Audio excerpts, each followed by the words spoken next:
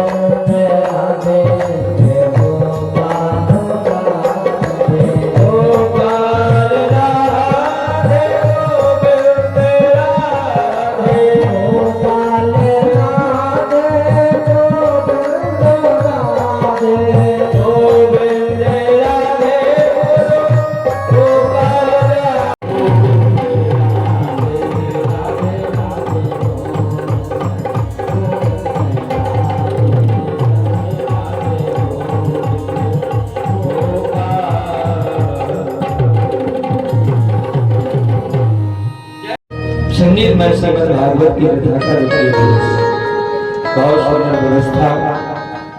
सारे बच्चों के लिए मां जोरदार ताली बजा दीजिए। बजा दो, जोरदार ताली बजा दो। उसका कारण है, जिस समय दोपहरी में आप कूलर से निकलने की इच्छा नहीं करते हैं, उस समय सारे बच्चे व्यवस्था में लगे रहते हैं। हम देखने वाले हैं, ये भगवान की महती कृपा है। जो बच्चे यहाँ देव बाबा समिति में शामिल हैं, एक बार उनके माता पिता के लिए भी ताली बजा दीजिए। धन्य है ऐसा परम प्रधान विश्व रचिया। रामायण में बाबा गोस्वामी जी कहते हैं, जो जस करेगा उसे वैसा फल भरेगा। और भागवत जी में वेद व्यासी लिखते हैं, कर्मणा जायते जन्तु कर्मणैव विलीयते। जो जैसा करेगा, हम अच्छा करेंगे तो अच्छा फल मिलेगा। ये भगवान की कृपा है। जितने भी बच्चे सेवा कर रहे हैं, अपने लिए नहीं, सबके लिए। अगर अपने लिए कर रहे होते तो किसी हॉल में कथा हो रही होती, मेन गेट का ताला लगा होता। बोलो राधे।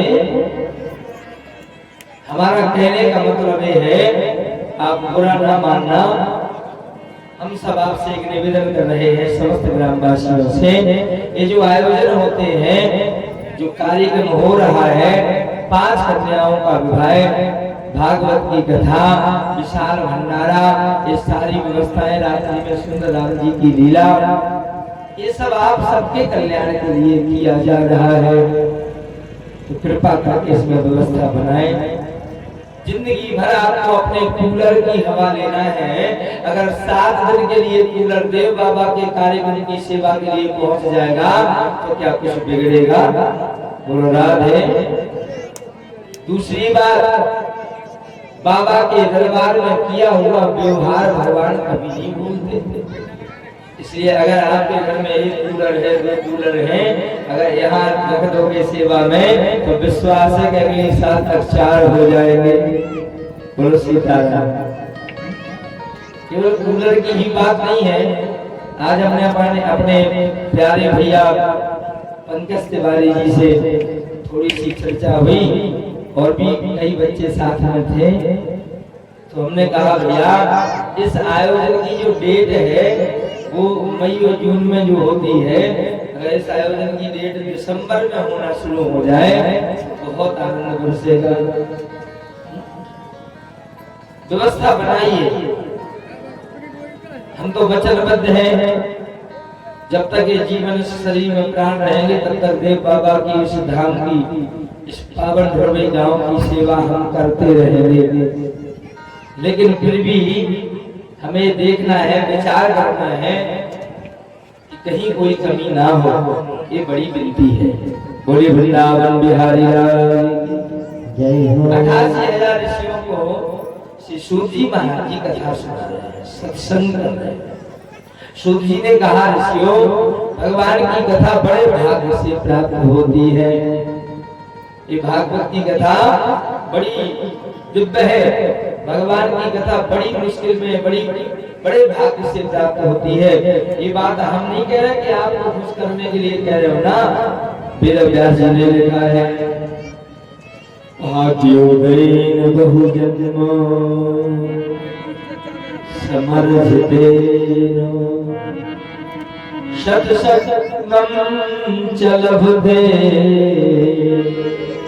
पुरुषो यदा वै। भाग्योदयेन बहुजन्म समर्जितेनो सत्संगम च लभते पुरुषो यदा वै। भाग में जब कई जन्म के जन्म जन्मांतर के कल्प कल्पांतर के युग युगांतर के जब पाप नष्ट होते हैं, जीवन में पुण्य के सूर्य का उदय होता है, तब इस पांडाल के नीचे आने का टाइम मिलता है। बोलो राधे। बड़ा भागी हो आप, कोई मामूली बात नहीं है। वैसे तो धर्म में कोई पाप करता ही नहीं है, ना किसी से पाप होता है, लेकिन फिर भी वेद शास्त्र पुराण भागवत जी इस बात का प्रमाण दे रही है कि जन्म जन्म के जब पापों का घड़ा भर जाता है तो पुण्य के सूर्य का उदय होता है, तब भगवान की कथा सुनने को प्राप्त होती है। और किसके लिए है? भगवान की कथा, भगवान का सत्संग केवल पुरुषो यदा वै, पुरुष जाति के लिए। जो भगवान ने हमें पुरुष का जन्म दिया है, भगवान ने हमें आदमी बना दिया है, तो हमारा कर्तव्य है कि हम इस कर्तव्य को ना भूलें। रामायण में बाबा लिखते हैं, बड़े भाग मानुष तन पावा सुर दुर्लभ सद्ग्रंथ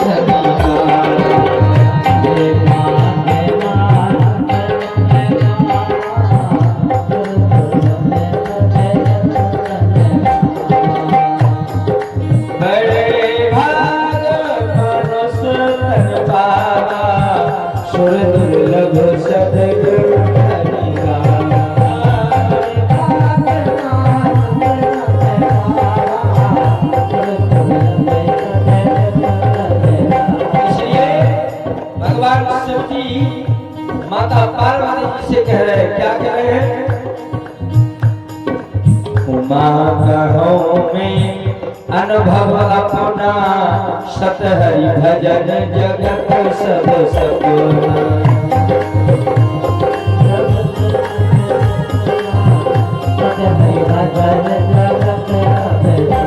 घंटे भजन करते हैं, 24 घंटे भजन करना, कथा सुनना, सत्संग करना। मंगल भवन अमंगल हारी, उमा सहित जय जगत तुम्हारी।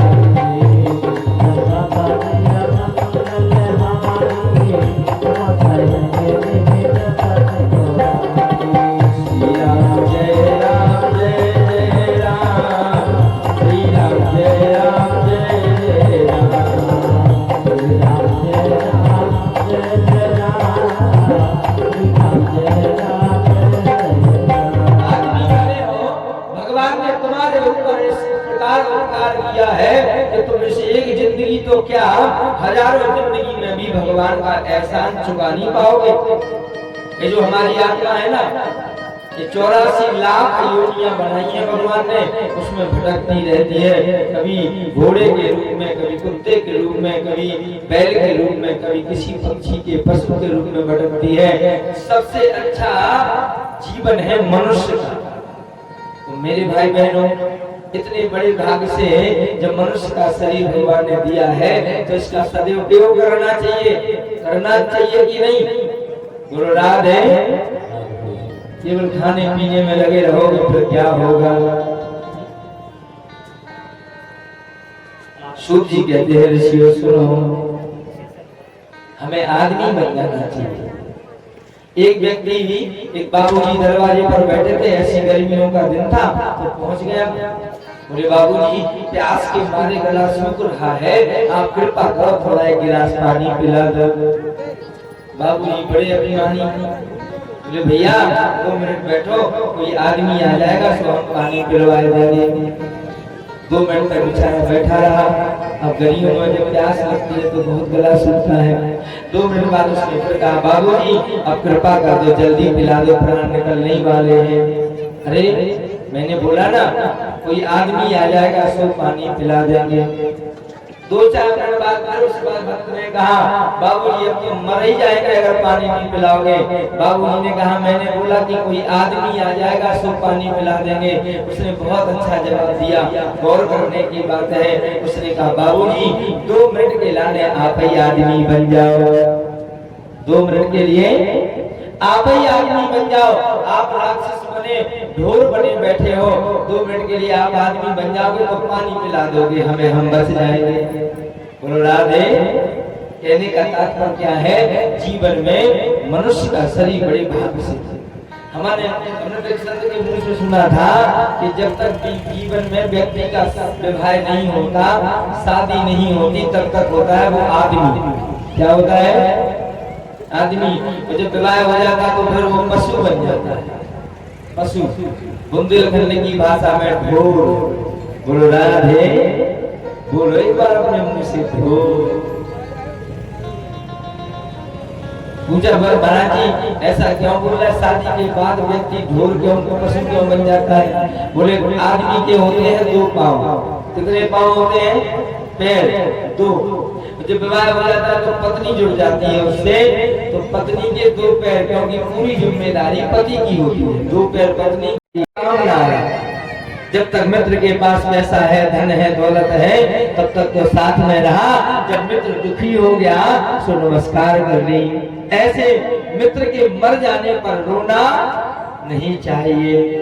नारी जो कुल में दाग लगा है, ऐसी नारी के मर जाने पर कभी आंसू, वो मर जाना चाहिए ऐसी नारी। मेरे भाई बहनों, पुत्र वो मर जाए जो माता पिता को सताए,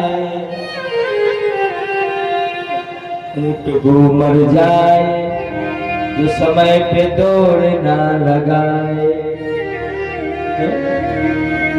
ऐसा पुत्र मर जाना चाहिए जिसकी वजह से माता पिता को समाज में नीचा देखना पड़े।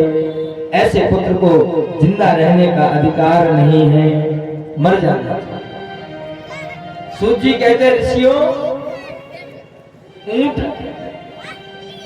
वैसे तो खूब भाग रहा है, वो जब डगे तो चोर मारने वाले पीछे पड़े, सो वो बैठ जाए। ऐसी सवारी को भी नष्ट हो जाना चाहिए।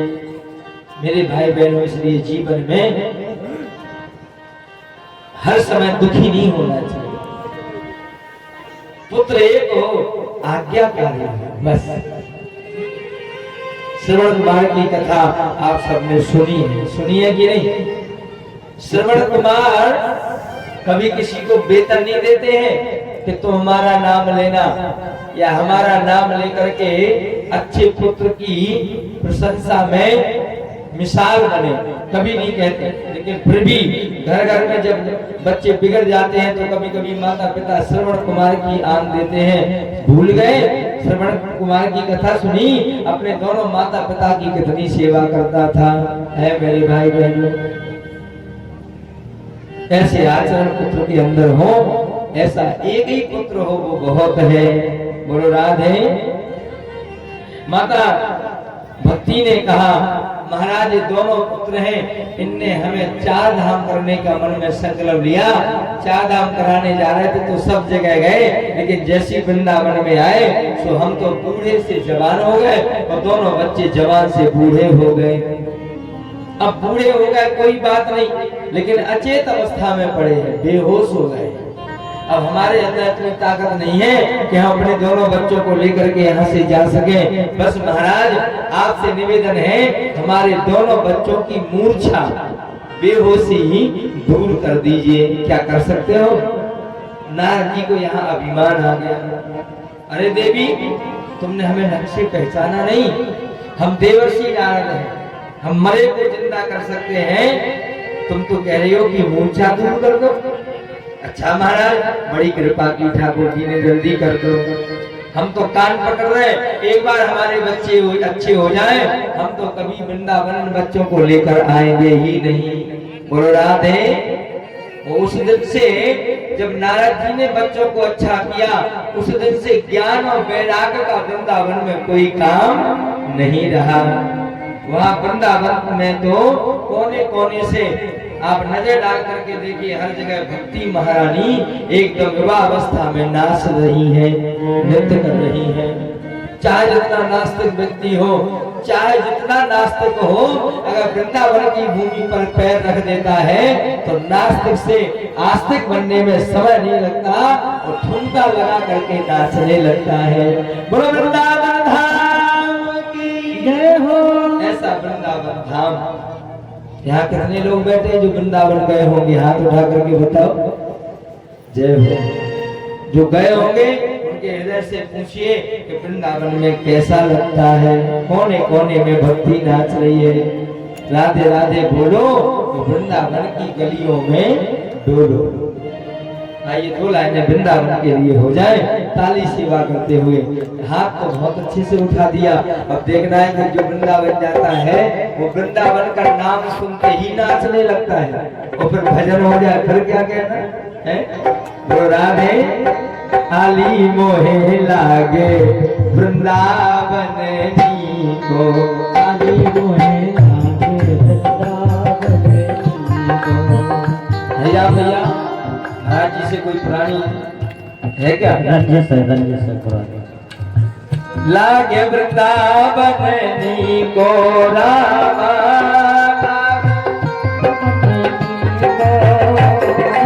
आली मोहे लागे वृंदावन को, आली मोहे लागे वृंदावन को। जय हो।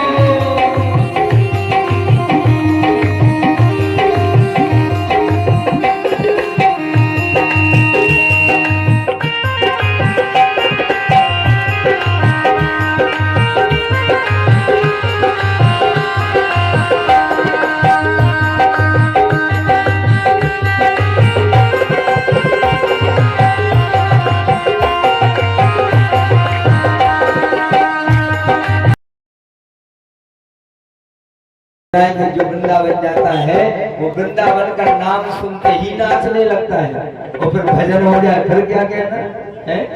बोलो राधे। आली मोहे लागे वृंदावन को, आली मोहे लागे वृंदावन को। भैया भैया, महाराज जी से कोई प्राणी है क्या? रंजिश है करा लागे वृंदावन को रामा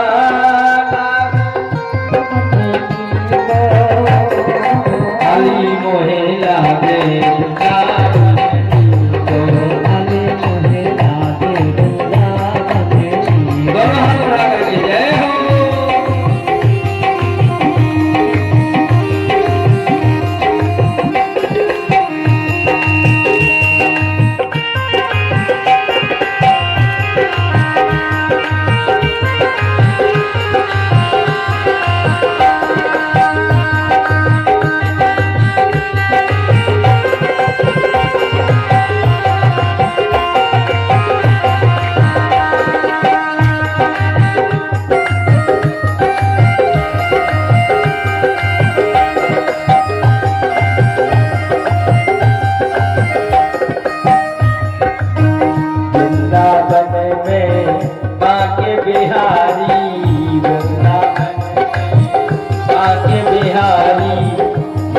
बिहारी की लीला है न्यारी, बाके बिहारी की लीला न्यारी।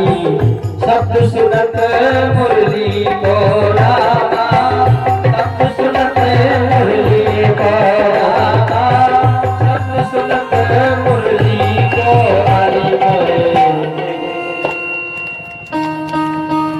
आली मोहे लागे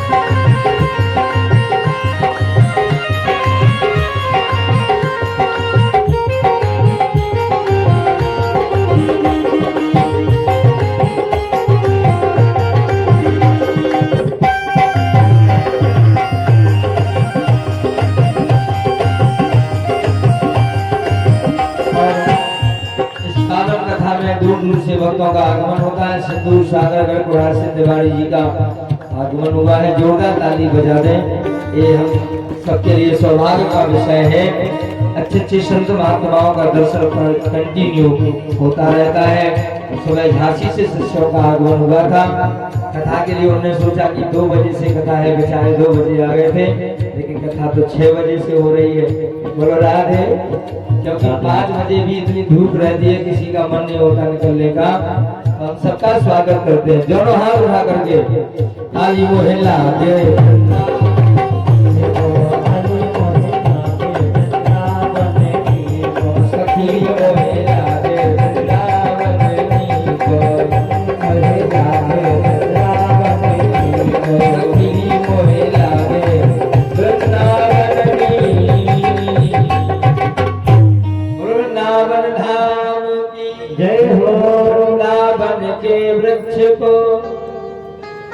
मरम न जाने को, डाल डाल और पात पे श्री राधे राधे हो। वृंदावन किसको कहते हैं? तुलस्यावनम शायती वृंदावनम। जहाँ तुलसी के अधिक वृक्ष लगे होते हैं उसी का नाम होता है वृंदावन। वृंदा नाम है तुलसी मैया का। जब वृंदावन की भूमि पर अधिक वृक्ष लगे थे, तुलसी माता ज्यादा तादाद में थी, इसलिए वृंदावन नाम रख दिया। तो भगवान ने उसको बहुत पसंद किया। आज भी कई घर ऐसे हैं जिनके घर में तुलसी माता हो तो जाती है, लेकिन सूख जाती है। बोलो राधे। और आज भी कई घर ऐसे हैं जिनके घर में बहुत सारी तुलसी माताओं के दर्शन होते हैं। गुरु वृंदावन मैया की जय हो। मेरे भाई बहनों, नारद जी ने अभिमान को हृदय में लेकर के इलाज किया। और जो काम हम मन में अभिमान लेकर के करते हैं फिर वो काम कभी पूरा नहीं होता। इलाज किया तो जैसी ट्रीटमेंट किया, जितने मंत्र संत्र आते थे वो सब कुछ छोड़ दिए, फिर भी ज्ञान मेरा की मूंछा नहीं खुली। तब जाकर के नारद जी ने वेदों का सहारा लिया, वेदों के मंत्र बोले। थोड़े से होश में आए ज्ञान वैराग, वेदों का सम्मान करने के लिए तो जहां के तहां लेट गए। नारद जी को पसीना आ गया। भक्ति मैया ने कहा, महाराज आप तो कह रहे थे कि हम जिंदा को मरे हुए को जिंदा कर सकते हैं। अरे राम राम, तुमने तो हमारे बच्चों की बेहोशी नहीं दूर कर पाई, इसके माने तुम नारद नहीं हो। नारद जी ने कहा, चिंता मत करो देवी, हम तुम्हारे बच्चों का इलाज ढूंढने जाते हैं। तुरंत नारद जी ने बीड़ा उठाया और दौड़े, और दौड़ करके सीधे बैकुंठ जा रहे थे तो रास्ते में शरद कुमार जी मिल गए, जो देवर्षि नारद के बड़े भाई हैं, सनक सनंदन सनातन और सनत कुमार। सृष्टि में जब ब्रह्मा जी ने सृष्टि की रचना की तो सबसे पहले सनत कुमारों को जन्म दिया। मानसिक सृष्टि, मन में सोचा कि 4 पुत्र हो जाए और ऐसे ऐसे हो जाए, वैसे 4 राजकुमार के रूप में पुत्र जन्म लेते हैं। धीरे धीरे चारों का नामकरण कर दिया गया, सनक सनंदन सनातन और सनत कुमार। अब चारों पुत्र धीरे धीरे बड़े हुए तो सत्संग करने में मन लग गया। भगवान के दर्शन करने जाते, भगवान की कथा सुनने जाते। वैराग्य, जो सत्संग करेगा उसे जीवन में वैराग्य हो जाता है। और जिसे वैराग्य हो जाता है उसको भगवान जरूर मिलते हैं। एक दिन ब्रह्मा जी ने कहा, शरद कुमार जल्दी बड़े हो जाओ। बोले क्यों? तो इसलिए अगर बड़े हो जाओगे तो तुम्हारा विवाह हो जाएगा। अब शरद कुमार को विवाह करना संसार के जाल में पड़ना अच्छा नहीं लग रहा था। केवल मन में एक ही लगन थी, वो है भगवान के प्रति। 24 घंटे भगवान का भजन, भगवान की कथा, आदत सी पड़ गई। कभी कभी लोग कहते हैं महाराज हमारी तो आदत है, आदत पड़ गई। कई प्रकार की आदतें होती। कौ से कहो तुम ज्यादा गाली देते हो, बोले महाराज क्या करें, परेशान है, आदत में है। किसी से कहो तुम बहुत ज्यादा भोजन करते हो, बोले महाराज आदत है ज्यादा भोजन करते। कोई 9 बजे तक सो के उठे, भैया तुम बहुत लेट सो के उठते हो, क्या करें महाराज आदत है। किसी को किसी ना किसी प्रकार की आदत होती है। तो शरद कुमारों को भी आदत है भजन करने की, कथा सुनने की और सुनाने। देखो ध्यान देना, जीवन में अगर आदत हो तो ऐसी हो। अगर ऐसी आदत तुम्हारे जीवन में आ जाए तो तुम्हारा और तुम्हारे परिवार का परम कल्याण हो सकता है। कैसी आदत? जैसी शरद कुमारों को आदत है, जैसी द्रवई वासियों को आदत है। साल भर में एक बार कथा देव बाबा के दरबार में जरूर करवाना है। जैसी माँ काली मैया के दरबार में जरूर कथा हो, यज्ञ हो। ऐसी आदत जिस घर में है, जिस गांव में है, उसमें आनंद ही आनंद होता है। बोलो राधे। आदि उठाओ, आदि मिले अगले जन्म में, हमारी जिम्मेदारी नहीं है। देव बाबा सब सुन रहे। भागवत मंच पे सारे देवता बैठते हैं, जीवन देने वाले देवता, जीवन में व्यवस्था बनाने वाले देवता, जीवन में मुस्कुरा मारने वाले देवता, जीवन में प्यार करने वाले देवता, सारे प्रकार के देवता इस मंच पर बैठे हैं। वो सब देख रहे हैं कि लाल साड़ी वाली मैया कंजूसी कर रही, कि काली साड़ी वाली मैया कंजूसी कर रही, कि बाबूजी कंजूसी कर रहे। सब देखत जा रहे हैं और लिखत भी जा रहे, क्या हमें क्या करते हैं। इसलिए कंजूसी ना करो। बोलो वृंदावन बिहारी लाल की जय हो। 4 मना कर दिया। ऐसी आदत है, रोज घर से निकलते स्नान करने के बाद जहाँ भी कथा होती वहीं जाकर बैठकर कथा सुनते हैं।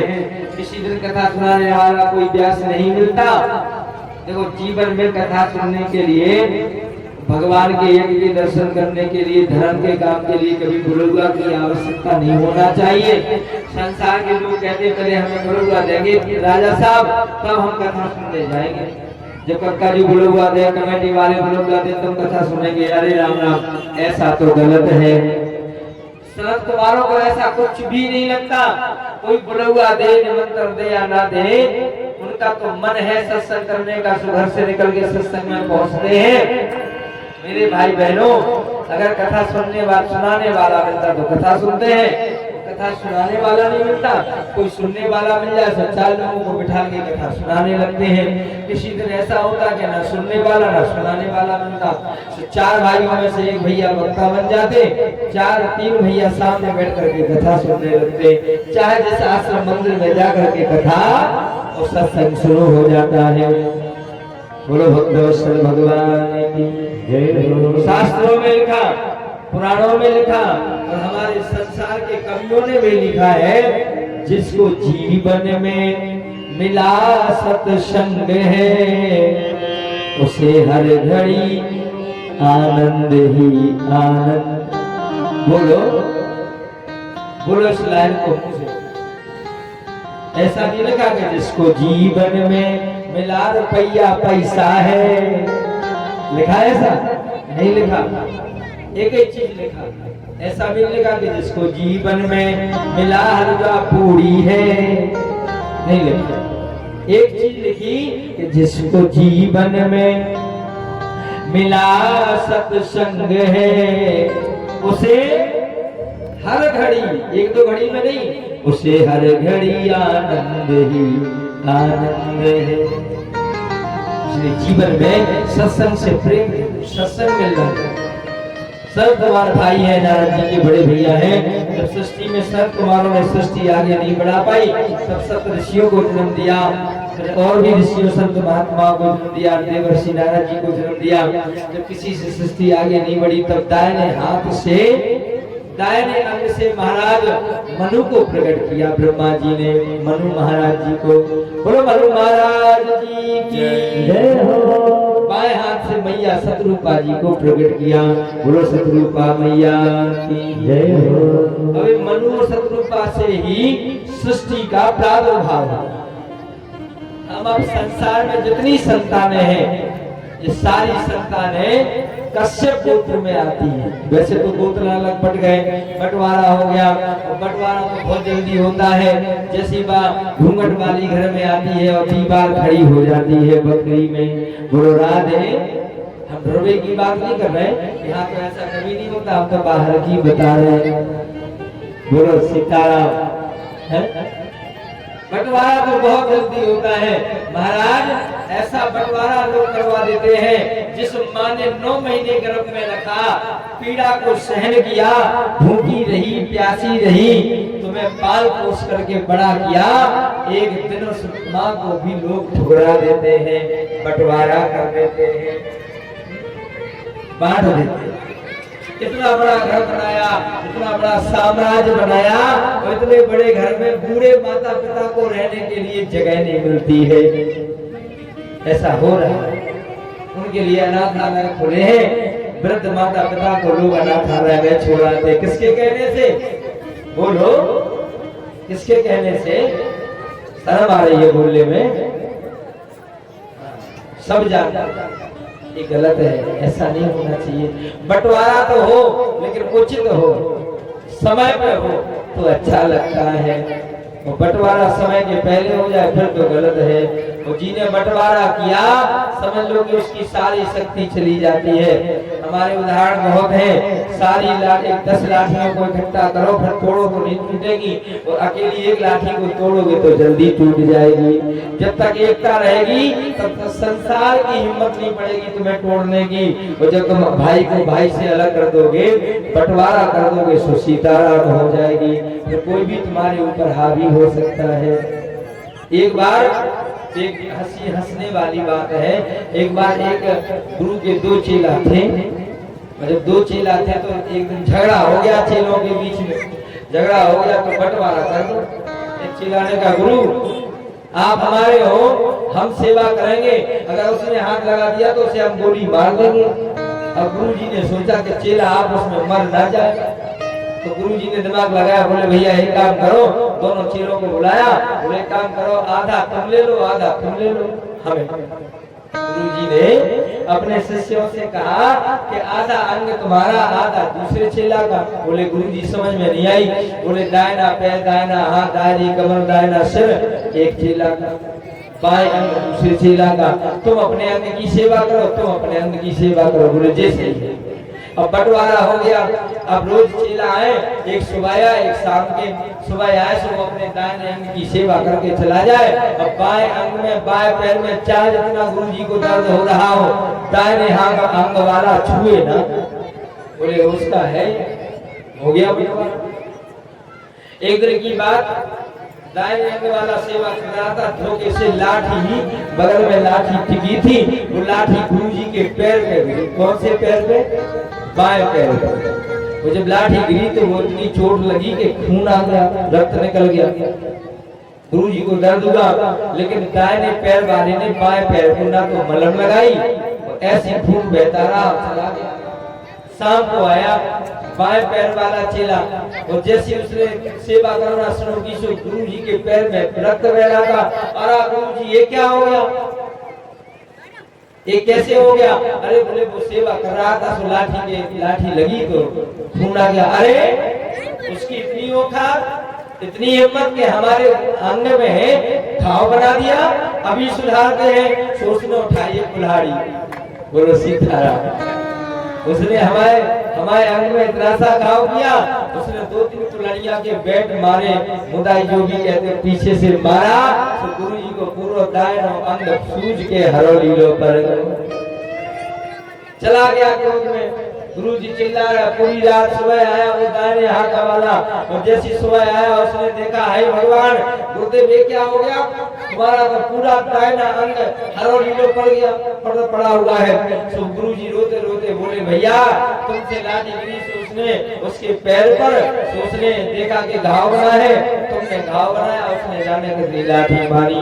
हे भगवान हे देव बाबा, उसकी इतनी हिम्मत, अभी सुधारते हैं। तो जो दाहिने हाथ वाला चेला उठावे गो, तो 7 हाथ को मोटो लठ उठा के ले आओ कांटे वालों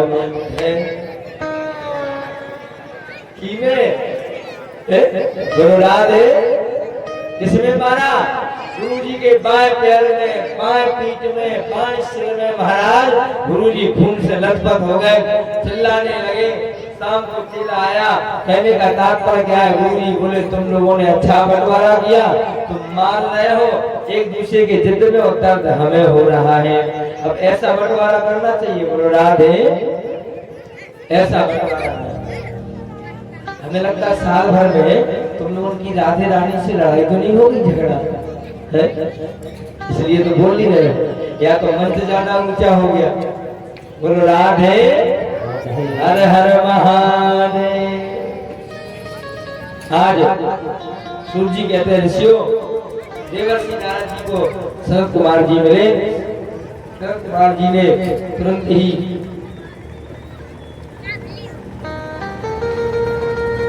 मैं आपको बता रहा था कि बोले श्री रामचंद्र जी महाराज की जय हो।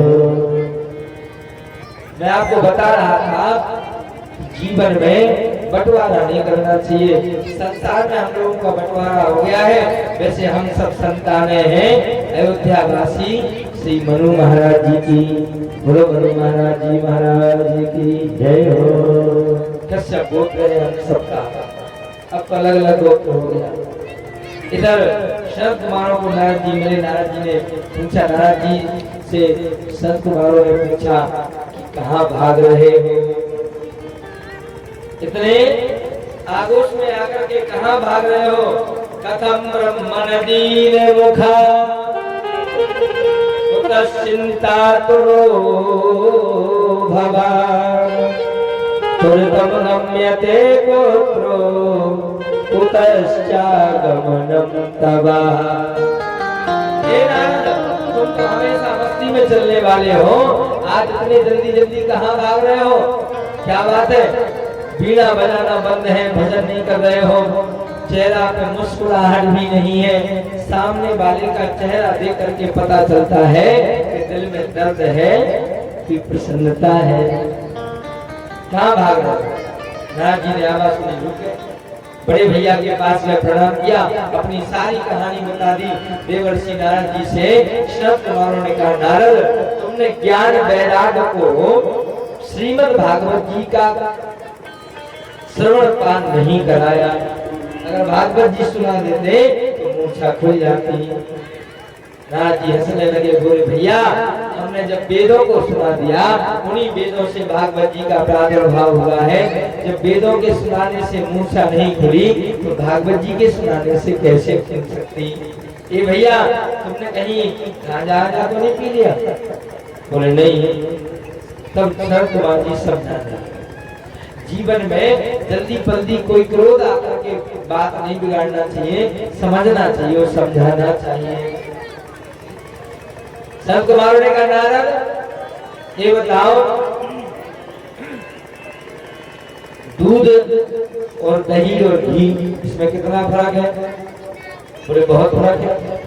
बोले फर्क क्यों है? जो काम दूध कर सकता है वो दही भी कर सकता है, तुम्हारे हिसाब से घी को भी कर देना चाहिए। बोले नहीं महाराज, जो काम दूध का है वो दही नहीं कर सकता। बोले क्यों? बोले दूध अलग है और दही अलग है। संत कुमारों ने कहा, नारद दूध से ही तो दही बना का। बोले नहीं महाराज।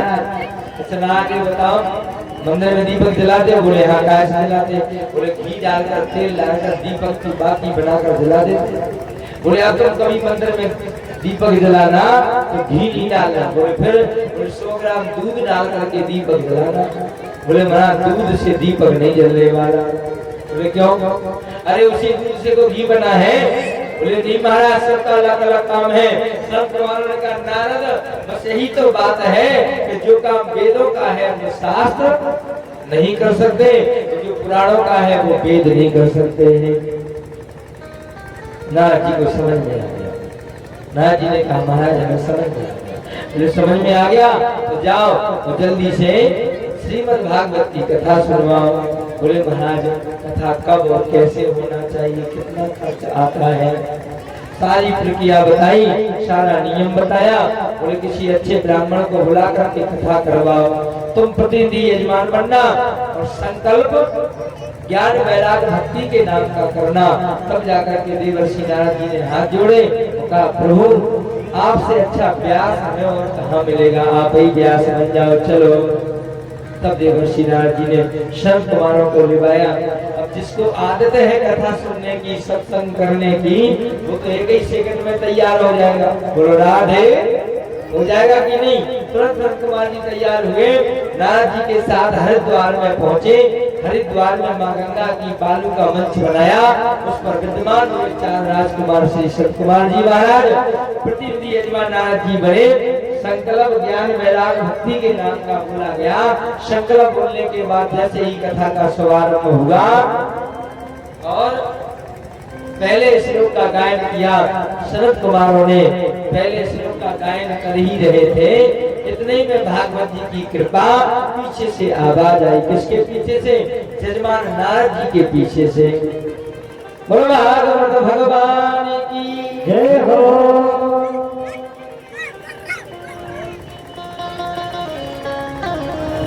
बोलो संत भगवान की जय हो। जैसे आवाज आई, संत नारद जी ने पीछे मुड़कर देखा तो देखते हैं, हे भगवान जिन ज्ञान वैराग्य को हमने वेद शास्त्रों का जल पिलाया उनकी मूर्छा नहीं खुली। हे भगवान अभी तो कथा ढंग से शुरू भी नहीं हुई और दोनों के तीनों नाचते हुए आ रहे हैं। तीनों लोग नाच रहे हैं। कौन कौन? भक्ति और ज्ञान वैराग्य जय जय बोल रहे हैं। बोलो संत भगवान की। आज की कथा में आपको अगर ध्यान से सुनेंगे एक चीज की महिमा का पता चलेगा, संत दर्शन। संत भगवान अगर तुम्हें, संत और ब्राह्मण अगर दृश्य तुम्हें आशीर्वाद दे दे तो वो आशीर्वाद कभी फेल नहीं होता। अब संतों की और ब्राह्मण की लाज कौन बचाता है? भगवान नारायण, चतुर्भुजी नारायण भगवान। बोलो लक्ष्मी नारायण भगवान की जय हो। ब्राह्मण और संत अपने मुंह से जजमान से कह देता है जा पुत्रवती भव, सुखी भव। अब ब्राह्मण ने कह दिया, प्रार्थना कर ली, हे भगवान इसको पुत्र हो जाए, हे भगवान इसकी बच्चे की नौकरी लग जाए, ये हो जाए वो हो जाए। अब पंडित जी और संत जी कह तो देते हैं। अब पंडित जी और संत जी कोई जादूगर नहीं है कि चुटकी बजाए और तुम्हारा काम हो जाए, नहीं नहीं। ब्राह्मण जो मुंह से कहते हैं, संत जो मुंह से आशीर्वाद देते हैं, उन बच्चों की लाज बचाने के लिए स्वयं नारायण पधारते हैं और दिए हुए वचन को पूरा कर देते हैं। बोलो नारायण भगवान की जय हो। भैया हम लोग तो जैसे जीते केवल नारायण भगवान की कृपा से, हम लोगों के पास तो कुछ भी नहीं है। आज हम अपने रूम में थोड़ी सी गंदगी पड़ी थी तो झाड़ू लेकर के ऐसे थोड़ा सा लगाने लगे तो दौड़ करके राजा है, जोरदार ताली बजाना, उनका नाम लेंगे। उनका नाम है कुंवर सत्येंद्र सिंह राजा। बजा एक बार ताली। सत्येंद्र राजा आए, उन्होंने हमारे हाथ से झाड़ू छुड़ाई। गुरु जी आप क्या कर रहे हो? आप तो कुछ भी करने लगते हो। हम बाहर निकल गया, सुपट्टी पे बैठ के नहाने के लिए जा रहे थे। महाराज जी आप चाहे जहाँ बैठ जाते हो, चाहे जो करने लगते हो, आप बड़े सरल स्वभाव के होने का ये सब भगवान की कृपा है। हम हैं क्या? संसार में कोई कुछ नहीं होता, सब भगवान होते हैं। क्या होते हैं? भगवान, ईश्वर। भगवान की अगर कृपा होगी तो पर्वत में भी पेड़ वृक्ष हरे भरे रहेंगे। तो भगवान की कृपा नहीं होती तो चाहे जितना पानी दो, पानी देने पर भी पेड़ सूख जाता है।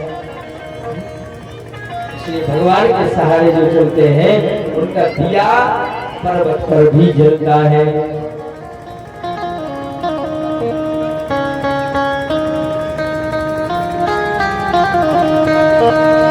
जिसकी लागी रे लगन भगवान में, दो लाइनों का भजन ताली से उसका दिया रे जले तूफान में। तेरा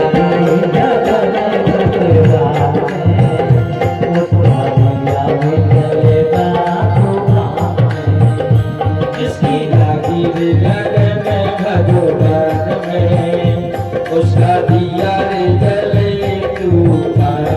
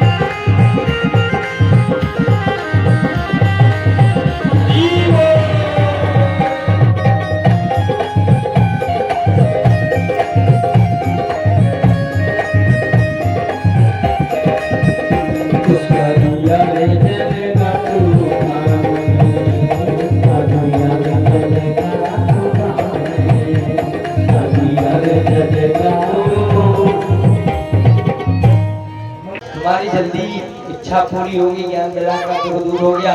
भक्ति महारानी ने हाथ जोड़ करके कहा महाराज तुम्हारे लिए बहुत बहुत धन्यवाद है। वैसे तो हम संसार में 9 चरणों से रहेंगे। देखो जीवन में एक सूत्र है, जिसको भक्ति महारानी की कृपा नहीं मिलती उसे भगवान नहीं मिलते। जिसे जीवन में भक्ति नहीं मिलती उसे भगवान की प्राप्ति नहीं होती है। इसलिए जीवन में अगर भगवान से मिलना है तो भक्ति से, तो भक्ति की शरण को लेना जरूरी है। भक्ति महारानी ने अपना परिचय दिया। ऐ संसार वालों, वैसे तो हम 9 चरण से रहेंगे, लेकिन प्रथम भगति संतन कर संगा तू शरद मम कथा प्रसंगा। हम पहले चरण से संतों के हृदय में रहेंगे, वो संतों के दिल में वास करेंगे। दूसरा चरण हमारा जहाँ भगवान की कथा हो रही होगी हम वहां रहेंगे। जब भी तुम्हें भक्ति महारानी से मिलना है तो संतों की सेवा करना, ब्राह्मणों की सेवा करना, तुम्हारा जीवन धन्य हो जाएगा। हम पक्ष और विपक्ष की बात नहीं करते हैं, हम जो सत्य होता है उसको बोलते हैं। सत्येंद्र राजा ने आज बहुत सेवा की हमारी, हमें बहुत अच्छा लगा। एक बार और जोरदार ताली बजाओ। सेवा तो सब कर रहे हैं, पूरा नगर पूरा गांव कर रहा है, लेकिन छोटा बच्चा भी हमारे कमरे में शायद यही कहीं होगा। जब कपड़े पहन रहे थे तो लाइट थी नहीं, बहुत पसीना, तो वो बच्चा हाथ में पंखा लेकर के जब तक हम तैयार होकर के बाहर नहीं आए तब तक वो हमारे सामने पंखा हलाता है। उसके लिए भी आशीर्वाद है। जोरदार ताली बजा दो एक बार। हम भी इस बात को कहते हैं कि अगर आप ब्राह्मणों की संतों की सेवा करेंगे तो आपके मन की सारी इच्छा पूरी हो जाएगी। मगर व्यास की सेवा बिल्कुल ना करो, लेकिन संसार में और भी ब्राह्मण हैं, अगर वो आपके गांव में आए तो प्रसन्न होकर के जाए कि हम गए थे कहीं। की लाज सब गांव वालों के हाथ में है। अब चाहे ऐसे बैठे रहो, चाहे जाकी लाज बचा लो। बोलो वृंदावन बिहारी लाल की जय हो।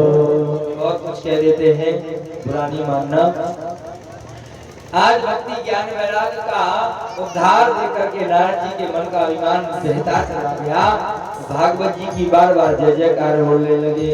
बोलो भागवत भगवान की जय हो। कहते हैं ऋषियों,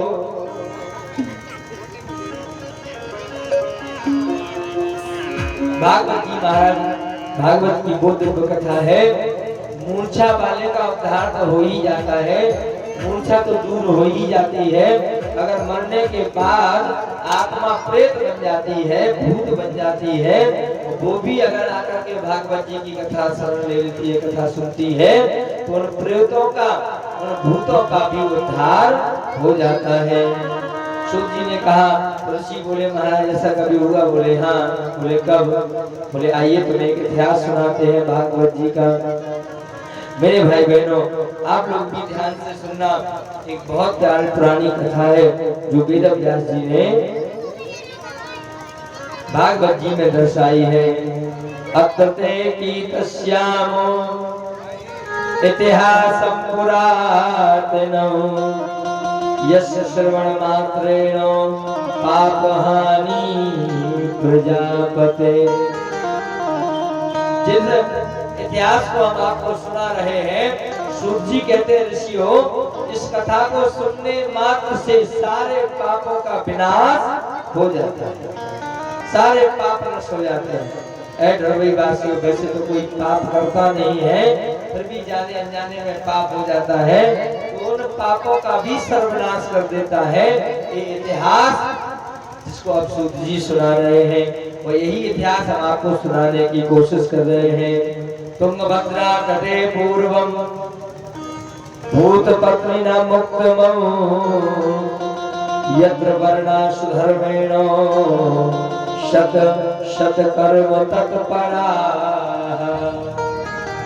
एक तुंगभद्रा नाम की नदी है, उसके किनारे एक सुंदर गांव है, उसका गांव का नाम है उत्तम नगर। उस नगर में एक पंडित जी रहते हैं जिनका नाम है आत्मदेव महाराज।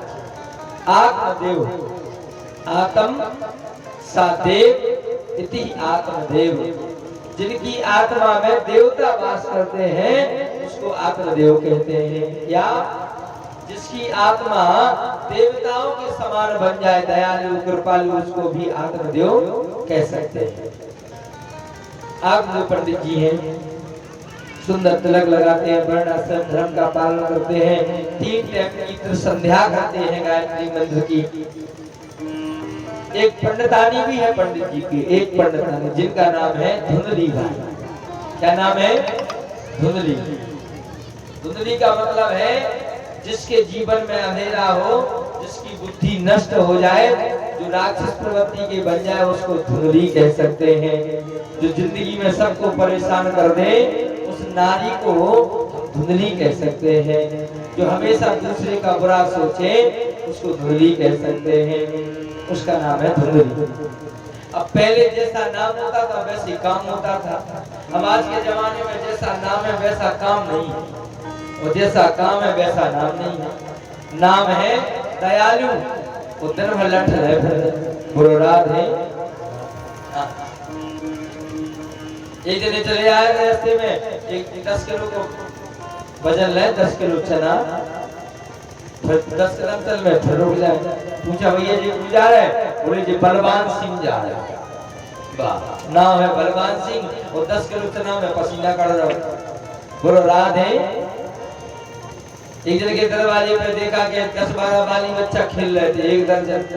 पूछा जी किसके बच्चे हैं? बड़े प्यारे एक से लग रहे हैं। बोले ये ब्रह्मचारी जी के बालक हैं, इनके पिताजी को नाम ब्रह्मचारी जी। देखो नाम है ब्रह्मचारी और बालक है एक दर्जन। एक दिन के घर पे लिखा था त्यागी जी। अंदर घुस के देखा तो हर